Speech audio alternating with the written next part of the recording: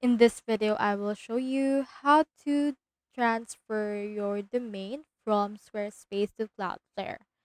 In order to do that, what you can do first is you first need to head over and then get the URL of this particular website.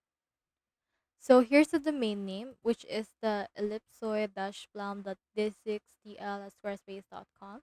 Just copy that and head over it here to your Cloudflare. Just need to enter in here an existing domain. Just write or paste it right here and click on continue. And then once you have done that, this will recognize this domain that you have entered and it will help connect your domain in order to start sending web traffic.